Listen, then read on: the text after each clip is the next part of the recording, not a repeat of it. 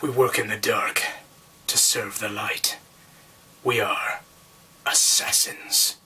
Hey there guys, James here. Welcome once again to the Movie Addiction. Happy New Year everyone. I know that we're a good 3 to 4 days into 2017 now, so I may have missed that window to actually wish anyone a Happy New Year, but I don't care. I hope you guys had a great end to your 2016 and a fantastic beginning to your 2017. Now, if you guys watched my last video, which was my top 10 favourite movies of 2016 video, I told you guys that last year I started this channel and I was really slacking off with it. I wasn't really all that dedicated with it. But now I'm determined for 2017 to be the year for me, the movie addict. So please enjoy as I now review what has been considered to be a mixed bag among many moviegoers. It's Assassin's Creed. 3, 2, 1, action.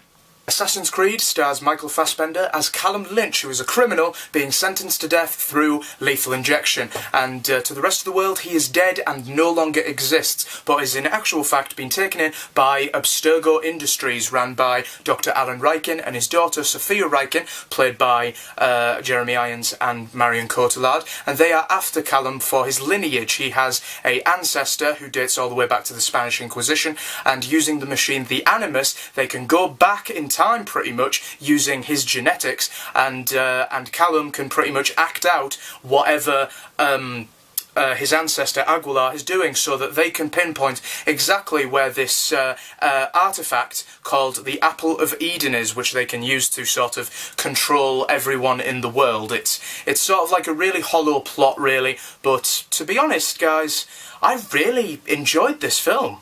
I played Assassin's Creed when I was younger. I played it from the Assassin's Creed all the way to the end of the Ezio trilogy with Assassin's Creed Revelations, and then I kind of fell out of the franchise after that, and I didn't really bother buying any more of the games or even playing them. But I did briefly kind of see my friends kind of play it, and they'd occasionally, when I was around their house, occasionally let me play it, so I was vaguely still back in the clique of the Assassin's Creed fan base. But when I first played the Assassin's Creed game, the first game, I just thought to myself, wow, I know for a fact this is one day going to be a movie. It's just too good of a plot in the game for it not to be a movie one day.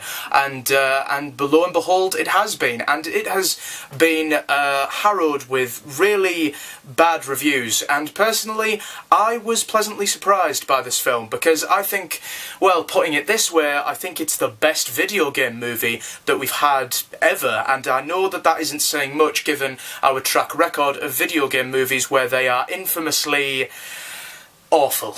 Now don't get me wrong guys, I'm fully aware of this film's flaws. The action sequences for one look incredibly ugly. All the high kicks and high jumps and basically all the green screen action sequence stuff that they would have to do, it looks all sped up and like they've sped it up extra fast to make it look better. I don't know if they thought that looked better, but it didn't. It just looked incredibly ugly and cheap, and I don't know, it's just, if I was telling a friend how good this film was and I had to show them a scene to convince them that this film is actually good, then I would not use the action sequences because they just looked horrible.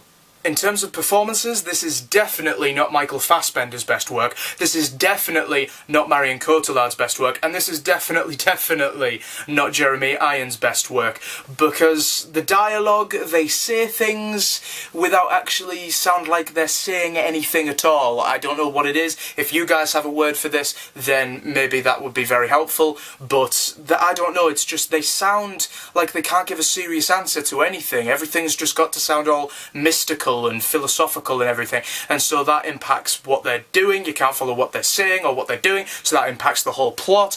But in terms of the film's dedication to the game, I think it is incredibly well done. My god, Justin Kurzel, who directed the film, and he also directed Macbeth last year, which also starred Michael Fassbender and Marion Cotillard, so he has done incredibly well on this film as well, in terms of sticking true to the game and the essence of that, and very much the concept art of that, and just the assassin, just seeing him make his kills with the hidden blade, the leap of faith. Oh my god, the cinematography from Adam Akapor is just absolutely beautiful. So if you're going into this film with the perspective from a Assassin's Creed game fan, then you will be incredibly pleased with this film.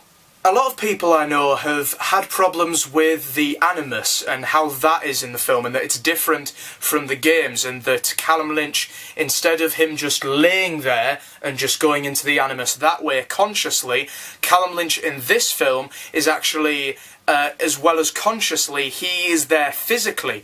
You know, he is kind of leaping about and, you know, he's kind of mimicking the moves of what Aguilar, his ancestor, did. So I think that that's actually a very good way of still keeping the main story in with the side story of, you know, him as Aguilar as well. I think that sort of illustrated that this character is getting closer and closer to his ancestors, and he's realising that the Assassin's Creed is in his blood, and stuff like that. So I think that in those respects this is very, very good. You know, this is a very good creative change from the game. Now, this artifact, the Apple of Eden, it's this usual bad guy shtick that you get in movies where it's this very powerful object that can be used to destroy the whole world and take over everybody's minds and crush free will and rebellion, and so that the Templars and Jeremy Irons can take over the world. It's just that usual bad guy stuff that you see in all the movies. But you never really actually see this artifact and what it can do. You never actually see the destruction that it can cause. It gets activated in the movie, but you don't actually see it do anything or take full effect on anybody. So that's really the problem with this film, is that I don't really see the stakes at all anywhere. It would have been great if Callum Lynch were, when he was inside the Animus, as Aguilar, that as Aguilar he could see what the Apple of Eden could actually do, and that, you know, it had been activated briefly, but it was activated, and that Callum could actually see through his ancestor what this object could actually do. And when he finds out that the Templars actually want this object and plan to take over the world with it, I think that that would have gave him a lot better motive to actually take down the Templars. But instead he's just kind of mad at them for really no reason at all. So I don't know, I just failed to see the stakes in this film.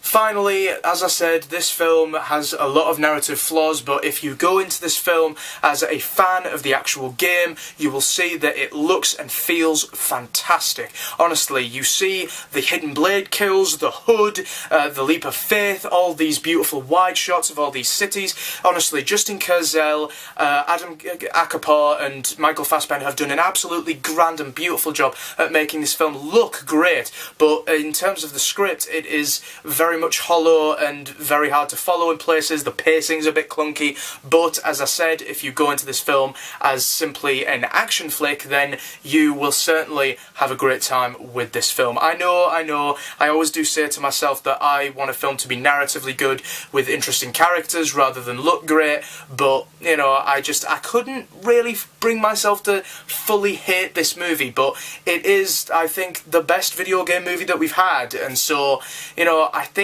that's the best we're going to get. I think we should pretty much just stop expecting a pitch perfect video game movie, because we're not going to get it, and it's just going to disappoint us even more at the end of the day. So, yeah.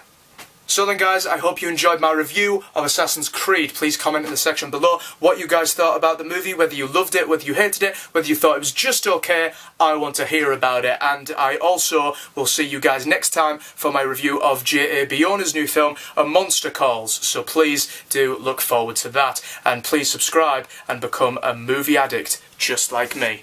I'll see you guys next time. And